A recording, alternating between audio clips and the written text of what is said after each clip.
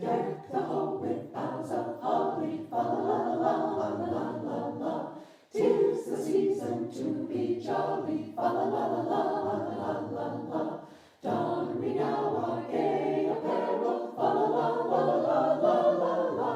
Drone the ancient Yuletide carol, fa la la la la la la la. See the blazing Yule before us, fa la la la la la la la. Strike the harp and join the chorus, fa la la la la la la. Follow me in merry measure, fa la la la la la la. While I tell of Yuletide treasure, fa la la la la la. Fast away the old year passes, fa la la la la. Hail the new ye lads and lasses, fa la la. Sing we joyous all together, fa la. Heedless of the wind and weather, fa la.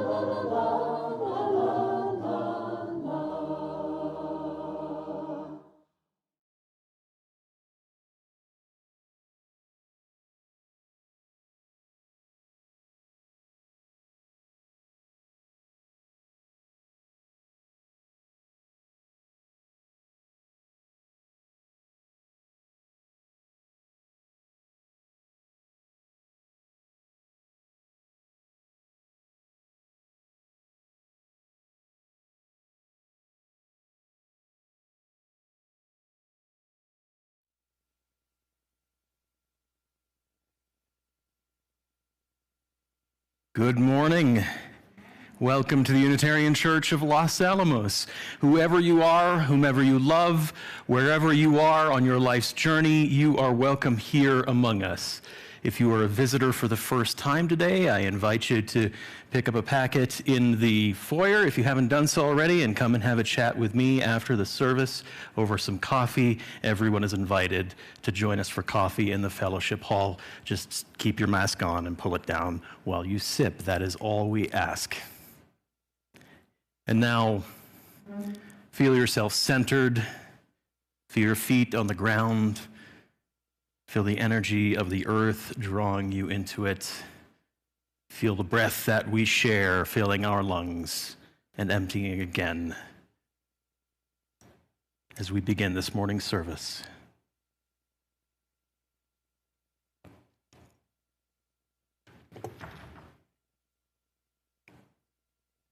Now has come hard winter, with whip of wind and slash of snow and the diamond-bright stars and the black ice of the heavens. Just as we resist the season with shovel and scraper, wool and windbreaker, we embrace it with sled and snowboard, cocoa and comforter. Winter is here. Let us find warmth in this time of being together. Please rise in body or spirit and join us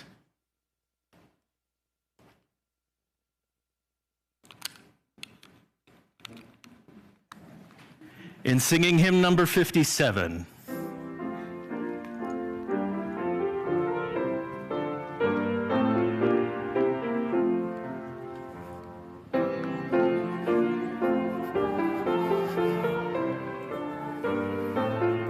Who needs the triples?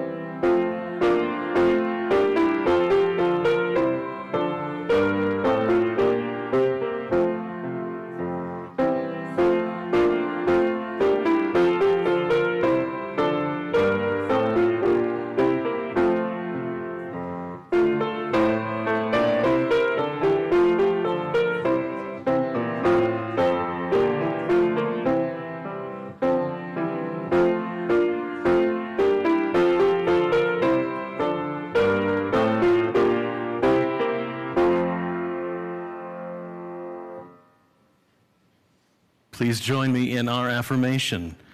Love is the doctrine of this church, the quest for truth is its sacrament, and service is its prayer. To dwell together in peace, to seek knowledge in freedom, to serve life in fellowship, to the end that all souls shall grow in harmony. Thus do we covenant with each and with all. Please be seated.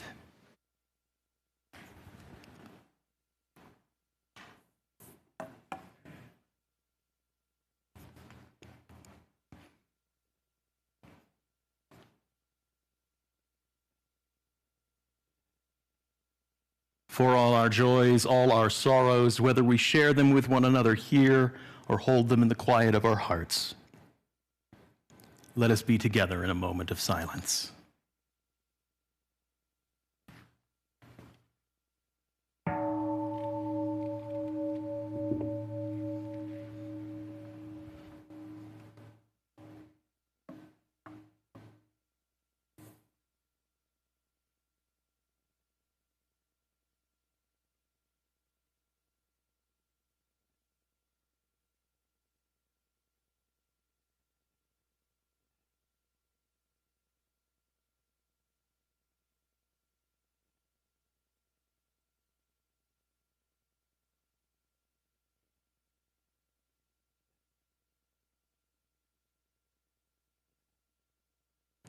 Please join with me now in a spirit of prayer and reflection.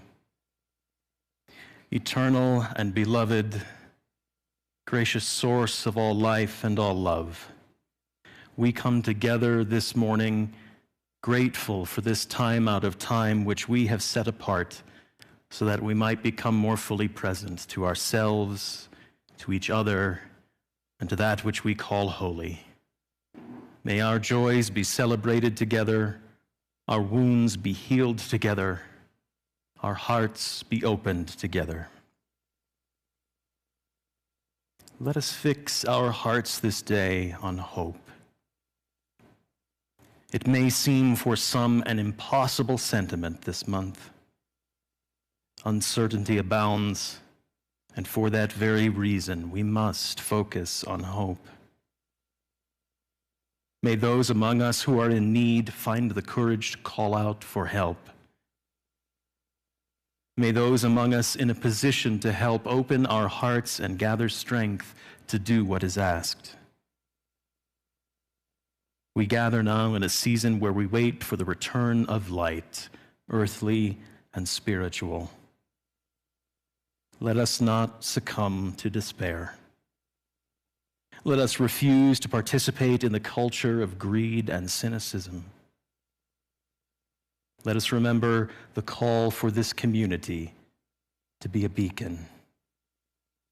In the embrace of this circle, may we be reminded that we are the light we are waiting for.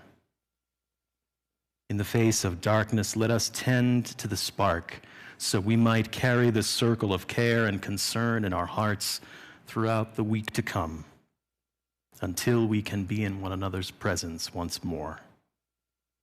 All this we pray in the names of those known and unknown, present and absent, remembered and forgotten, in the names of all the helpers of humankind. Amen.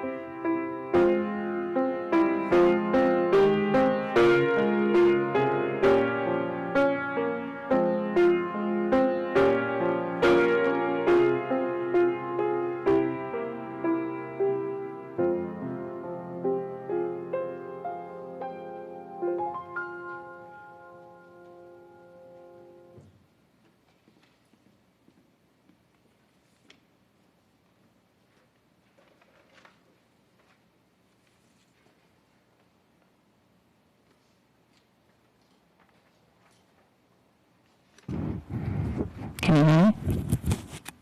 Is the mic on? Yeah? No? Yes? It's on? It's not on?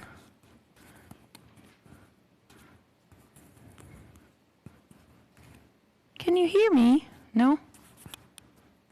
Not on? Is there another mic? Is it on? No? Yes, no? Should I go over there? I can just go over. Oh, there it's on. Yay! Thank you, sound people! So, this is the holiday season, right? So each family, each person here celebrates the holidays a little different. Some families during this time, a little bit earlier in December, end of November, celebrate the Jewish holiday, Hanukkah. Some families celebrate the Hindu holiday, Diwali. Some families in our church celebrate the cycles of nature by celebrating the shortest day of the year in the northern hemisphere and the return of the sun. And this is called the winter solstice, which our church will celebrate tomorrow night, so make sure you're there. Some families celebrate the Christian holiday of Christmas. Some families celebrate the African American holiday, Kwanzaa. And there are other holidays around the world during this season that are celebrated as well.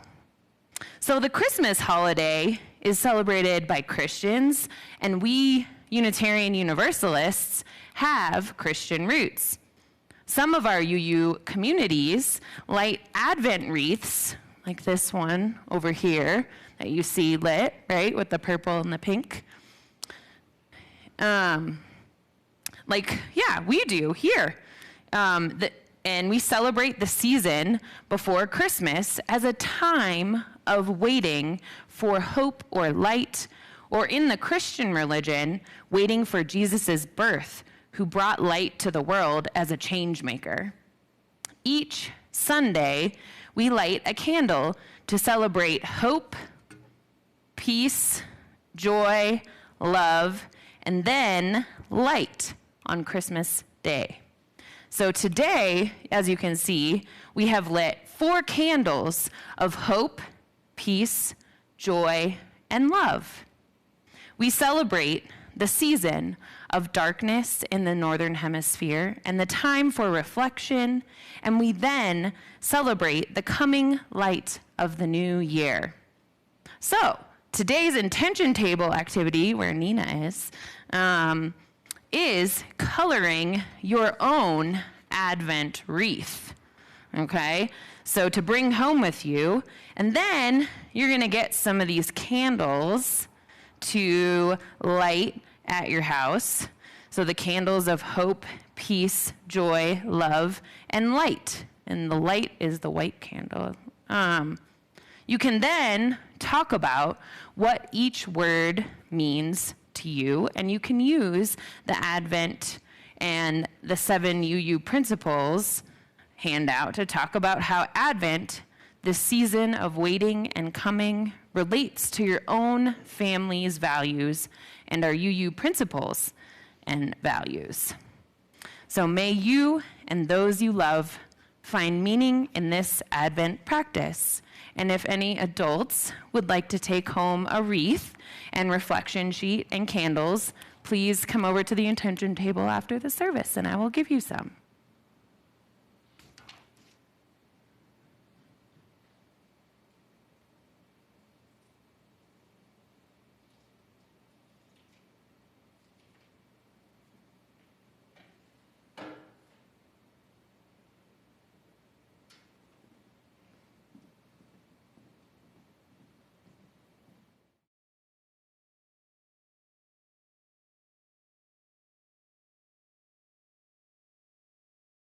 Christmas is coming, the geese are getting fat. Please do put a penny in the old man's hat. Christmas is coming, the geese are getting fat. Please do put a penny in the old man's hat. If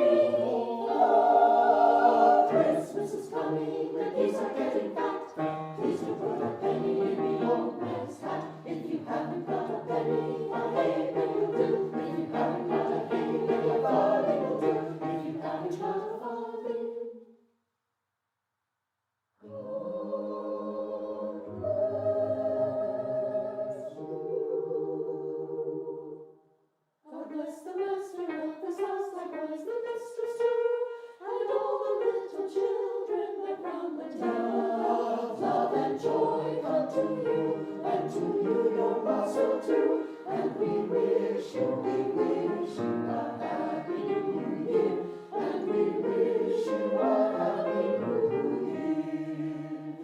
Love and joy come to you, and to you also too, and we wish you a happy new year, and we wish you a happy new year.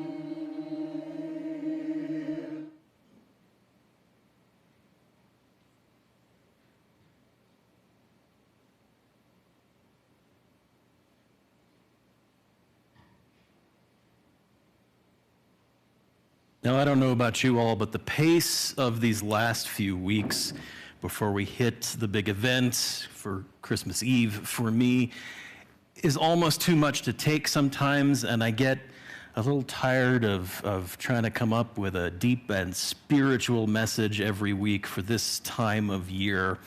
And since I've got to do that on the 24th, I thought today we'd just change gears a little bit, and I would read to you a brand new holiday story.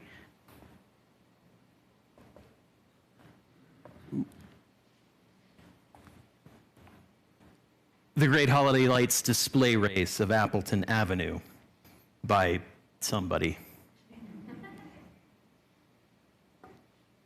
The first thing you need to know is that I wouldn't be telling you this story at all if Mr. Douglas Wolski of 1523 Appleton Avenue in Schlafsburg, Illinois, could have kept his overly developed sense of competition in check.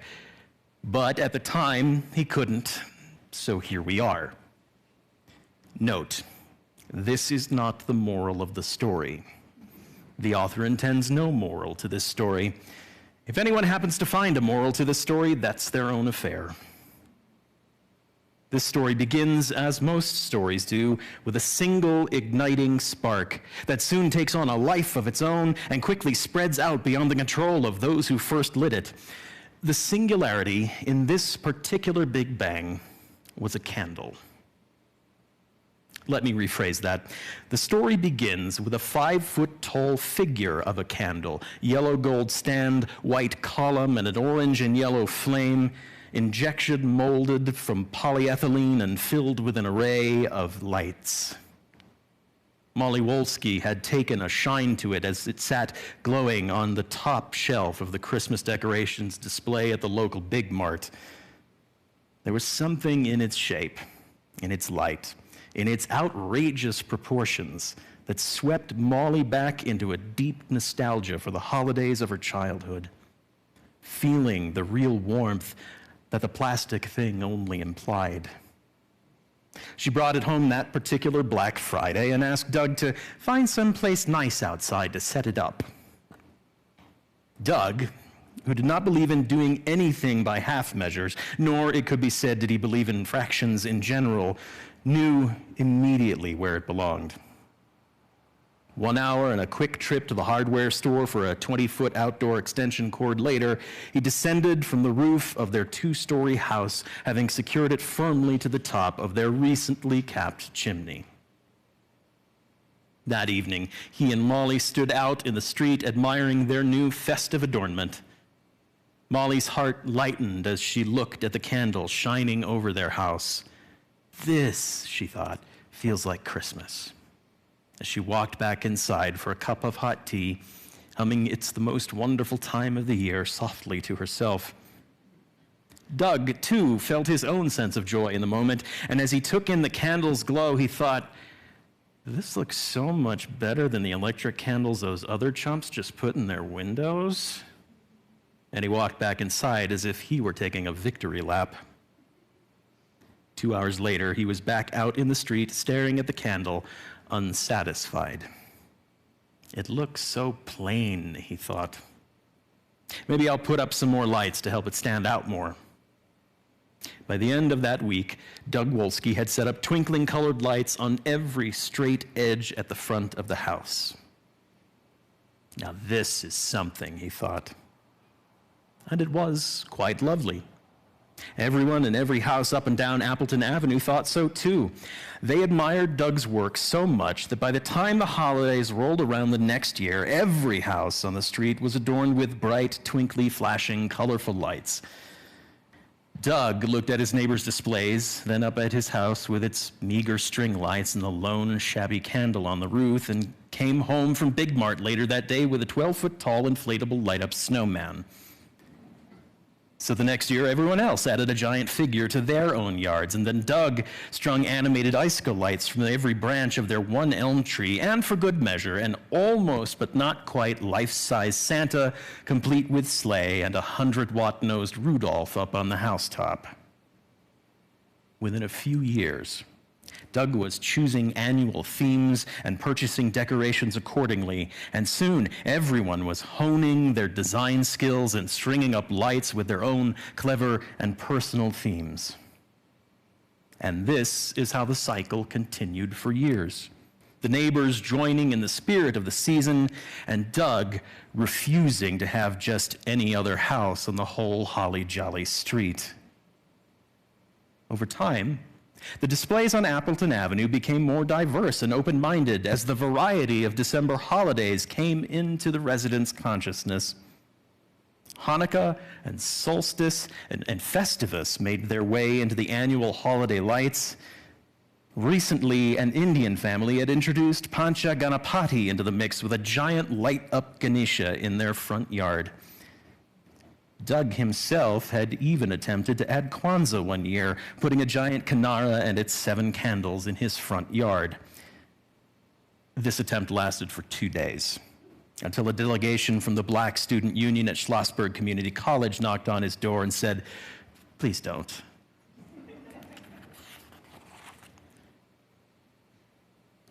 Because of all this, Appleton Avenue in December came to be known as Holiday Town. People from all over northwestern Illinois and even over the borders into Iowa and Minnesota came around to see the legendary light displays of Schlossberg, some drawn by word of mouth, and others by the strange glow in the sky that could be seen for miles every night from the day after Thanksgiving to New Year's Eve.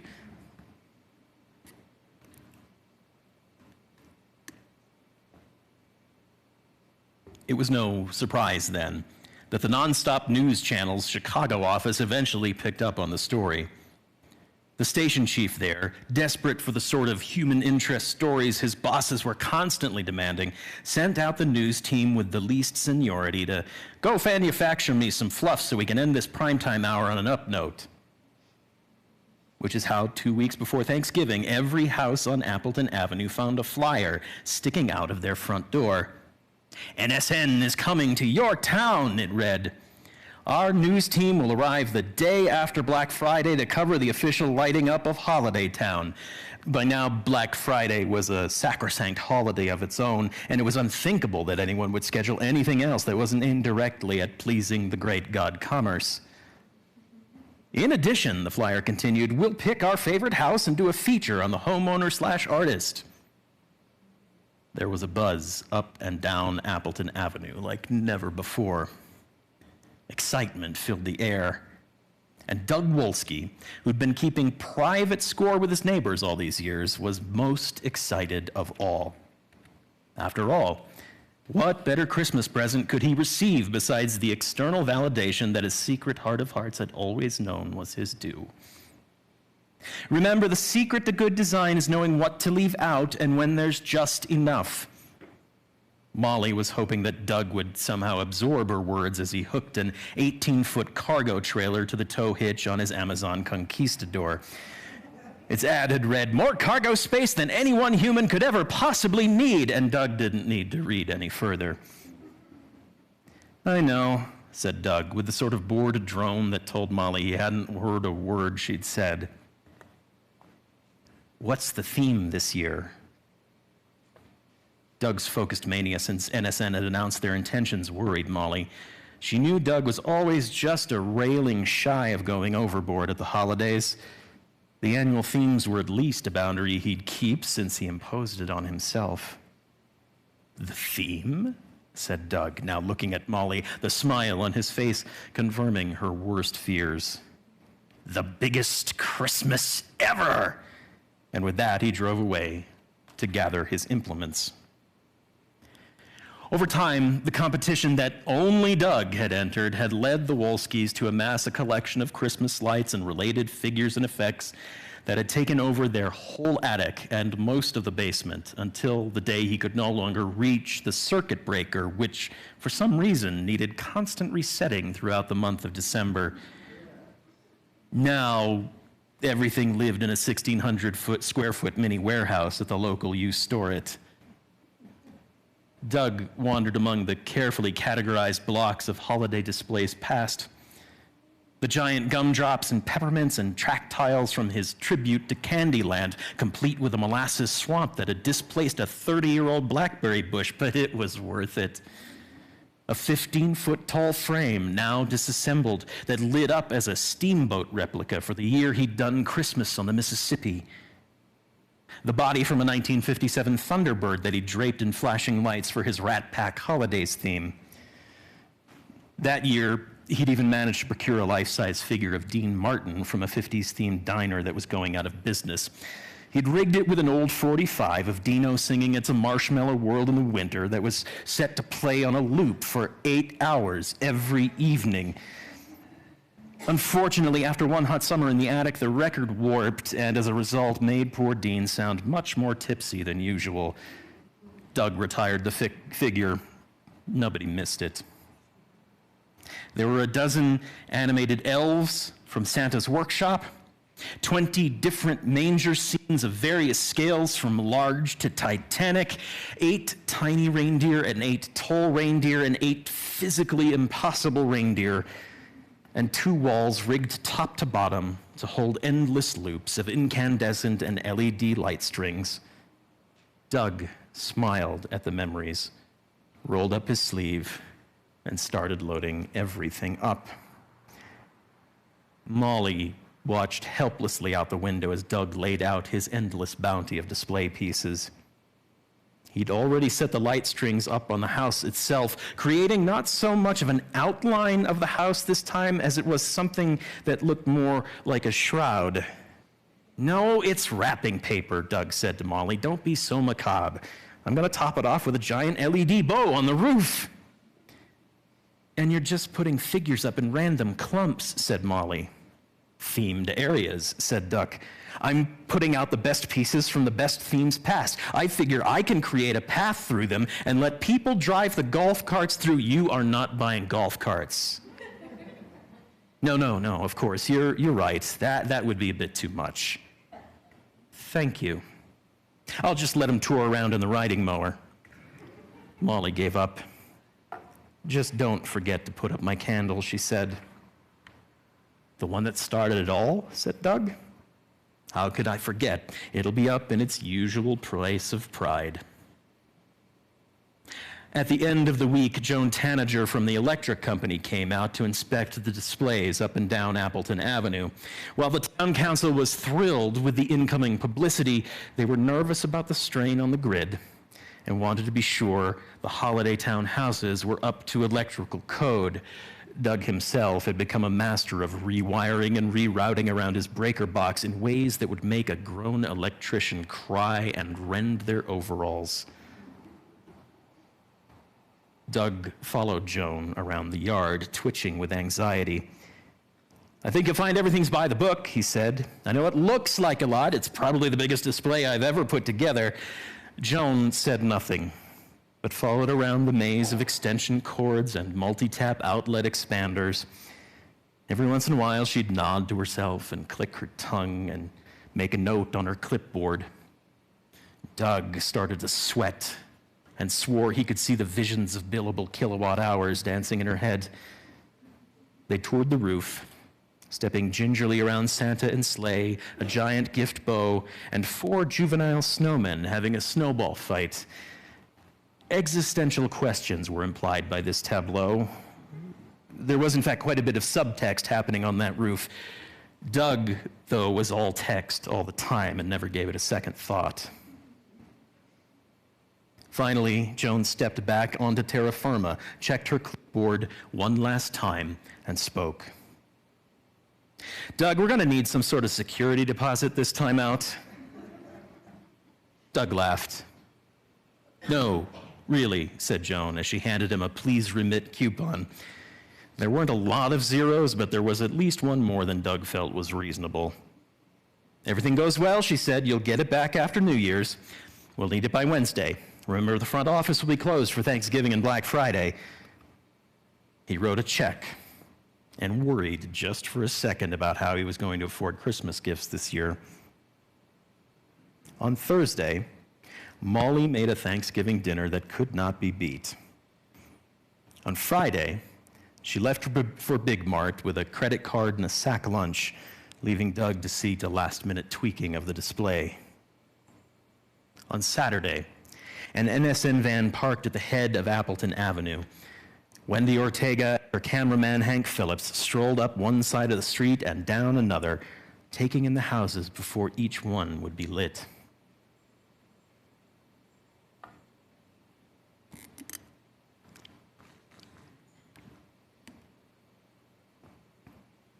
Hank did a double take as they got to the Wolskis and let out a low whistle. Every inch of the place was covered. House exterior, front and backyards, tree, fence. There were Santas and mangers and wise men, giant silver bells, the Toyland Express, and a life-size hippopotamus, a trio of caroling rodents in matching T-shirts, 2 different choirs, angels hovered above, suspended from poles, a dreidel the size of a compact car set under a 10-foot menorah. A gingerbread man climbed the chimney like King Kong. After a while, it all started to blur together. Impressive, said Wendy. Insane, said Hank. The minute that turns on, my camera's going to call it quits. You're a pro, she said. You'll figure it out. Me, I want to talk to these guys no matter what. Anyone who builds something like this has got to make for good TV. I mean, there's a steamboat. By sundown, the town council and other dignitaries were assembled up and down the street. Doug stood by the front gate, cell phone in hand, ready to hit go on the smart switch inside. Molly stood with him, bouncing with anticipation. You really into it this year? Asked Doug. You're usually sick of my displays before Thanksgiving. Molly smiled. I don't know. I think there's going to be something special about this year. If a voice could wink, Molly's would have. Once again, Doug missed the subtext. Doug smiled back. Mr. Wolski, the mayor stood by with Wendy Ortega. The crew would like to start with your house. Doug looked across the way and saw the cameraman ready to go. Hank gave him a thumbs up. Wendy gave her intro to the camera and turned to Doug. What do you say, Mr. Wolski? Shall we light up Holiday Town? Doug smiled, waving at the camera, and hit the big red button on his screen. Years later, folks as far as 5 towns over would still talk about where they were on the Saturday that night flashed into day. The light across the sky that night was so intense that many thought the world was ending. People made peace with their makers and each other. Over in Fittsville, the Watsons and Millers, whose family feud had raged for 3 generations, were so convinced the end was nigh, they headed out into the street. And there they sheepishly stared terse apologies at one another and then went over to each other's houses for coffee and cake. On Appleton Avenue, the effect was even stranger. As Doug pushed the button, the lights came on in a searing, blinding flash. The loudspeaker he'd rigged outside the house barked out the first syllable of joy to the world, and then the power went out all over town. The effect of it all was a sudden, brilliant strobe that sent everyone ducking for cover as the Mormon Tabernacle Choir screamed out, "Joy!" in unison, and just as suddenly everything went quiet and dark. Or mostly dark. Molly Wolski was the only one who hadn't tried to dive for cover. Instead, she stared with a laser focus. There at the top of everything, Her candle glowed from atop its spot on the chimney. Molly smiled the smile of the satisfied. Doug looked about and choked back the scream that wanted desperately to come out. "Disaster!" he screamed on the inside. He was just turning around to begin an apology when he heard the first clap. His neighbor Greg from 2 houses down was looking up at the candle and just started clapping. And soon others were looking around to see what the excitement was about and followed Greg's gaze to the candle. And one by one, house by house, the whole avenue and the gathered VIPs and even Wendy and Hank from the TV joined in the applause. "This is really weird," said Doug. And Molly reached up and turned his head in the direction of her candle. And he didn't clap. But he did feel, and this was new and different and confusing, at peace with himself. Later on, Wendy and Hank walked around interviewing people as to why they'd been so thrilled with the display with one glowing plastic candle. And no one could say exactly why. But everyone shared a short story of their favorite holiday ever, and the time as kids when they lit fancy candles at dinner, or fired up the little angel carousel, or let their mother's hands guide them as they lit the menorah, or just lit a candle when it seemed like it was the only thing they could do in the moment. And as the team packed into the van, Wendy and Hank both thought, "I smell a Pulitzer." And in an alternate universe, they did win.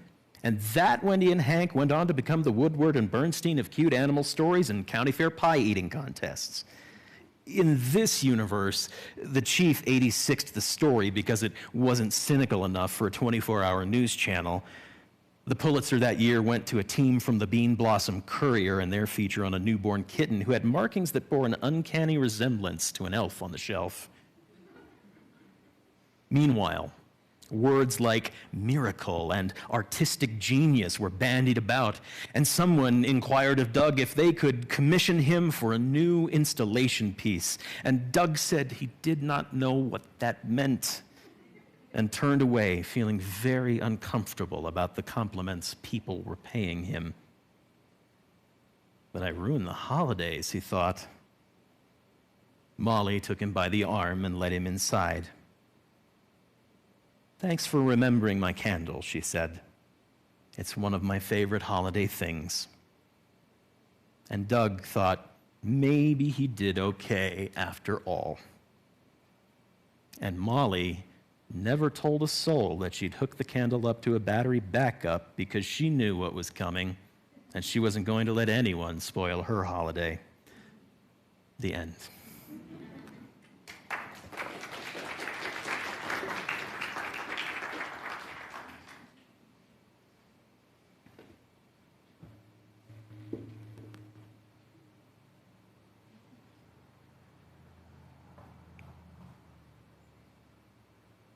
As we prepare to return to our everyday lives, it's some time for us to have some announcements, learn what's coming up in the week to come.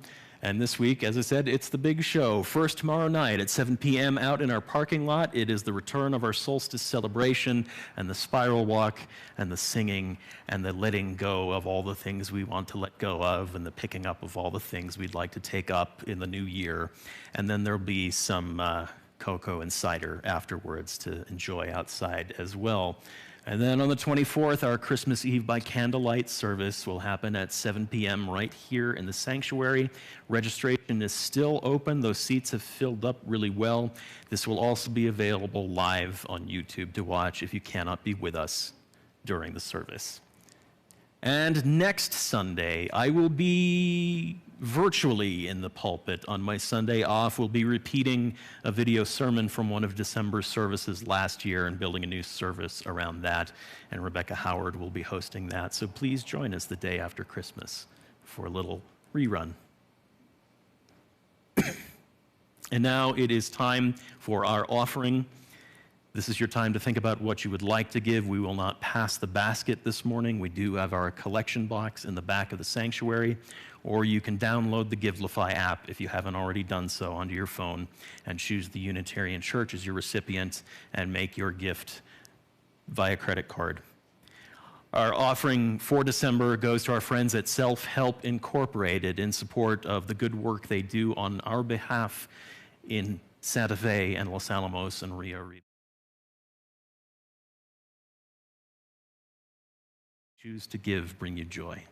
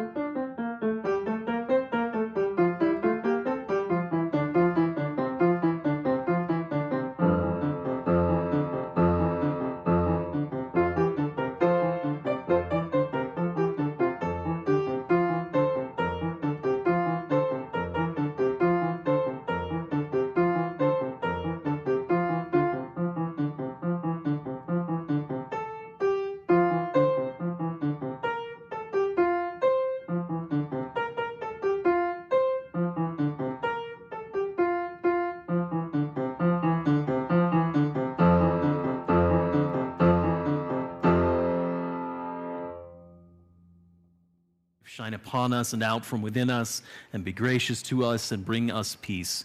For this is the day. This is the one wild and precious life we have been given, so let us all find a way to rejoice and be glad in it.